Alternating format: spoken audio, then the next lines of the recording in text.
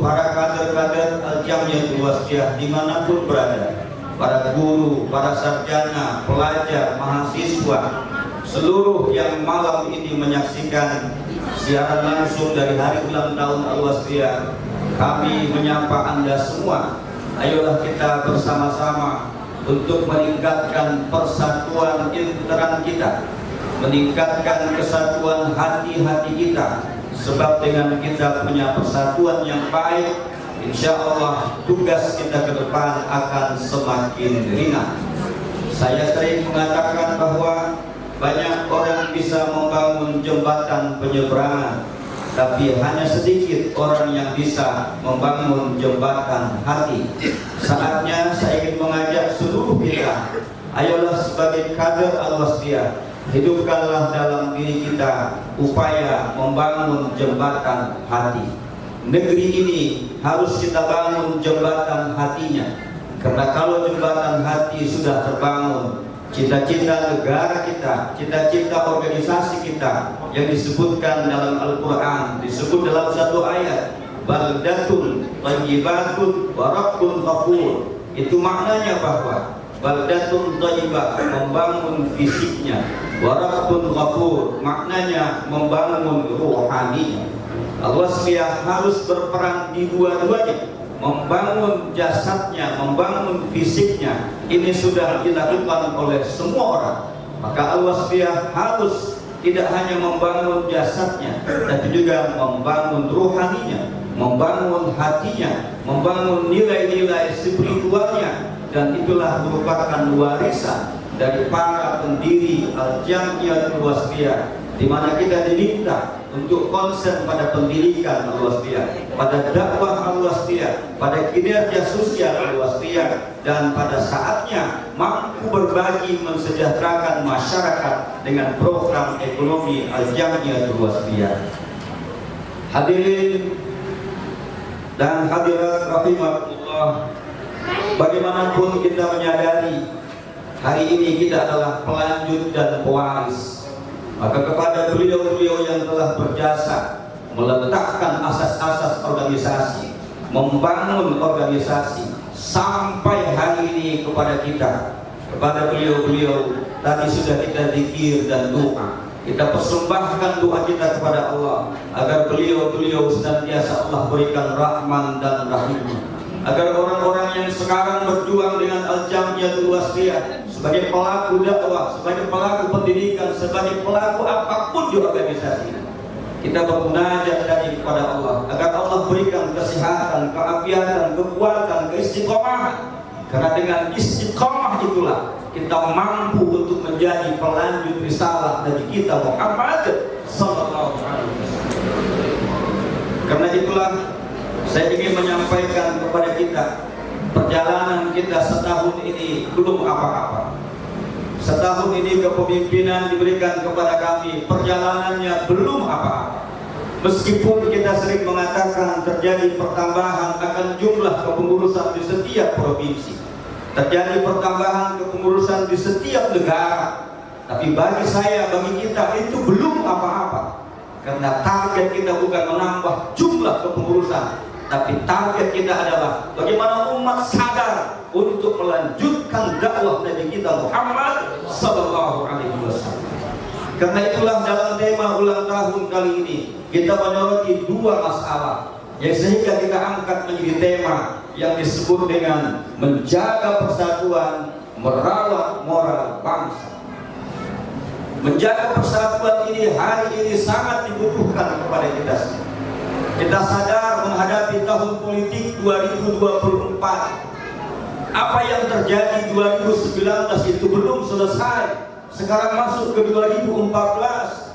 Kalau tidak ada yang merangkai ini, kalau tidak ada upaya untuk menyatukan hati-hati ini, maka bukan tidak mungkin potensi perpecahan, potensi antara satu dengan yang lain bermusuhan ini bisa terjadi. Karena itulah Nabi kita Muhammad sallallahu alaihi wasallam memberikan satu inovasi bagi kita, contoh bagi kita. Bagaimana Rasul pindah dari Makkah menuju Madinah. Bukankah kita tahu Madinah itu dulu namanya adalah Yathrib? Yasrib itu maknanya adalah orang yang saling mengecam, orang yang saling egois, menyatakan dirinya yang paling hebat, menyatakan organisasinya yang paling luar biasa, menyatakan sukunya yang paling dikenal. Rasul menjembatani hati-hati mereka. Dari sisi ukhuwah Islamnya, Rasul mempersaudarakan antara muhajirin dan ansar. Itu tidak sekedar persaudaraan semu, malah antara muhajirin dan ansar saling mewarisi antara satu dengan yang lain, saling memberi antara satu dengan yang lain. Andaikan itu berada dalam tubuh al-Jamiyatul Wasithiyah, sikap muhajirin dan ansar, itulah keutuhan yang luar biasa. Setelah itu Rasul menyatukan hati-hati di luar Islam, sehingga muncul yang disebut dengan Piagam Madinah. Bukankah Piagam Madinah itu adalah gambaran bagaimana Rasul mengajak kita menjaga persatuan, tidak hanya bagi intern umat Islam, tapi juga berbangsa dan bernegara. Karena itu saya menyatakan hari ini, jangan pernah ada yang meragukan komitmen dan konsistensi.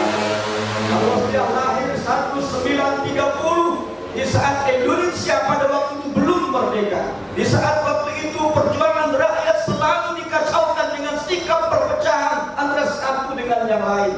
Dari mulai hal yang paling simpel, masalah furu'nya, sampai kepada masalah bagaimana negara tidak merdeka. Para pendiri Al-Wasithiyah, mereka pemuda-pemuda di zamannya, saudaraku, mereka adalah orang anak-anak muda di zamannya yang membuat satu konsep yang mereka buat dalam satu diskusi debating club. Lahirlah itu yang disebut dengan debating club. Mereka diskusikan saat-saat genting itu, bagaimana Indonesia bisa merdeka. Kita tahu perjalanan organisasi Indonesia luar biasa. Ada Jamiyatul Khair di ibu kota, ada yang disebut dengan Syarikat Dagang Islam, ada yang disebut dengan Muhammadiyah 1912, ada yang disebut dengan Nahdlatul Ulama, ada yang disebut dengan Nahdlatul Wathon. Wasithiyah 1930 menancapkan satu tekad di Medan, ibu kota Sumatera Utara. Akhirnya dinamakan organisasi ini dengan Al-Jamiyatul Wasithiyah oleh seorang guru yang bernama Muhammad Yunus, adalah murid dari yang bernama Khatib Al-Minangkawi. Ternyata guru dari pendiri organisasi apapun di negeri ini itu punya silsilah yang sama. Setidak-tidaknya pastilah semua pendiri ormas ini berguru kepada Nabi kita Muhammad Sallallahu Alaihi Wasallam. Karena itulah tidak saatnya lagi antara satu ormas yang satu dengan ormas yang lain untuk saling tidak bersahabat, untuk saling tidak berkolaborasi. Dan mulai Rakernas kemarin Maret 2022 kita punya komitmen Al-Jamiyatul Wasithiyah siap berkolaborasi, siap bersinergi untuk menyatukan negara kesatuan Republik Indonesia. Dan itu tekad kita semuanya. Malam ini kita buatkan untuk apa? Untuk merawat moral bangsa. Hari ini kita melihat di media sosial bagaimana kita prihatin dengan bobroknya akan akhlak generasi kita, atau bobroknya akhlak kita ini. Bayangkan ada orang yang selama ini dianggap sesuatu penegak hukum, tetapi mereka harus hancur dengan mengkhianati hukum itu sendiri. Bayangkan ada orang yang tahu tentang bahaya korupsi, selalu kampanye tentang korupsi, tetapi justru mereka masuk kepada perangkap korupsi. Mereka selama ini mengatakan narkoba itu harus diperangi, tapi ternyata mereka terlibat dalam penjualan narkoba. Ini adalah tantangan yang luar biasa. Saya tidak akan pernah setuju jika kebobrokan moral hanya dikaitkan kepada generasi muda. Sesungguhnya generasi muda akan mencontoh generasi sebelumnya. Maka saya ingin mengajak kita semua, khususnya wasliyun dan wasliyat. Salah satu kenapa Rasulullah diutus oleh Allah, laqad kana lakum fi Rasulillahi uswatun hasanah. Bukankah Rasul itu adalah teladan yang baik? Maka negeri ini pun jika ingin baik, kita semua yang menyatakan dirinya sebagai pemimpin negeri ini, sebagai tokoh negeri ini, tolonglah menjadi teladan bagi generasi kita ke depan. Dengan demikian, akhlak itu, moral itu bukan diucapkan, tapi harus diteladankan. Dan Dan kita sebagai pendakwah, kita sebagai guru, kita sebagai tokoh organisasi, kita sebagai teladan umat, saya berharap kepada kader-kader Wasdiyah, jaga identitasmu, jaga moralmu, jaga akhlakmu, jaga perilakumu, jaga keluargamu, jaga anak-anakmu. Karena dengan demikian kita insya Allah akan bisa merubah Indonesia menjadi negeri yang baldatun, thayyibatun, wa rabbun ghafur. Karena itulah kita malu dengan para ulama sebelum kita. Beliau-beliau sangat hidup sederhana. Mereka banyak yang memakai sarung, pakai sandal, hanya naik sepeda. Mereka berdakwah kemana-mana sampai ke pojok-pojok negeri. Mereka tidak pernah berpikir bagaimana transport. Dia tidak pernah nanya tentang nomor rekening, tapi dakwah tetap jalan.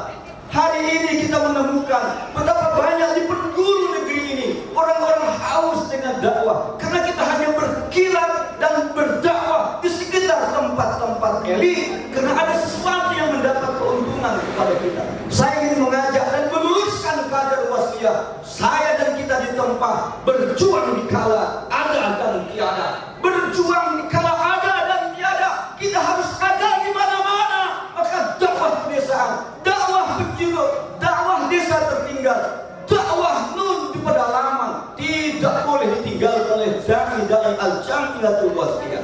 Tidak boleh ada cerita dai Wasdiyah gagal berdakwah karena tidak mendapat transport. Saya menyatakan hari ini, kalau itu tujuan berdakwah kita, itu sudah salah dari khitbah dan wijah al-jamiatul Wasdiyah. Karena itu saya menyatakan terima kasih kepada para guru-guruku yang saleh dan salihah, yang mereka hanya mendapat honor sekian setiap bulan, tapi puluhan tahun sekolah itu mereka bina. Saya berterima kasih kepada para dai nun di pedalaman, nun jauh di Indonesia, dari ibu kota Indonesia. Mereka tidak pernah berpikir untuk pindah ke ibu kota, tapi justru mereka bertanya, kapan kader Anda datang ke tempat kami? Bayangkan sekarang di media sosial ada berita tentang banyaknya pemurtadan. Betul atau tidak betul itu media, tapi menurut saya dari dulu sampai sekarang itu menjadi tugas kita semua. Jangan dipersoalkan apa betul atau tidak betul. Yang kita persoalkan adalah bagaimana generasi kita, bagaimana anak-anak kita. Jangan sempat akidahnya dihancurkan dengan pengaruh yang terjadi di lingkungan. Karena itu kita ucapkan terima kasih kepada seluruh pengurus, dari mulai pengurus besar, pengurus wilayah, pengurus daerah, organ bagian, dari luar negeri dan dalam negeri, yang kita saling bahu-membahu. Al-Wasdiyah tidak punya anggaran yang dicucurkan oleh siapapun dari manapun, kecuali dari kita untuk kita. Karena itu jangan pernah kita redup ketika tidak ada anggaran yang masuk ke organisasi ini. Jangan pernah berhenti ketika orang tidak mau memberikan sesuatu kepada kita, karena kita yakin, ya ayyuhalladzina amanu in tansurullaha yansurkum wa yusabbit aqdamakum. Wahai orang-orang beriman, jika kamu menolong agama Allah, pasti Allah akan tolong kamu dan meneguhkan prinsip kamu. Saya ingin tanya kepada kader organisasi, hari ini kita dituntut untuk mengorbankan apa yang kita miliki. Insya Allah pada saatnya itu menjadi tabungan kita yang akan kita miliki nanti, paling tidak setelah kita pasti meninggalkan dunia yang fana ini. Hari ini kita banyak ditinggalkan oleh ulama-ulama, ditinggalkan oleh sahabat-sahabat terbaik kita. Saya pun tidak tahu, kita pun tidak tahu. Boleh jadi besok, lusa kita akan dipanggil oleh Allah Subhanahu wa Ta'ala. Karena itu di akhir dari pidato ringkas ini, saya sering mengatakan durasi tidak menentukan, yang menentukan adalah kontribusi. Biarlah umur kita 60 tahun, biarlah umur kita 70 tahun.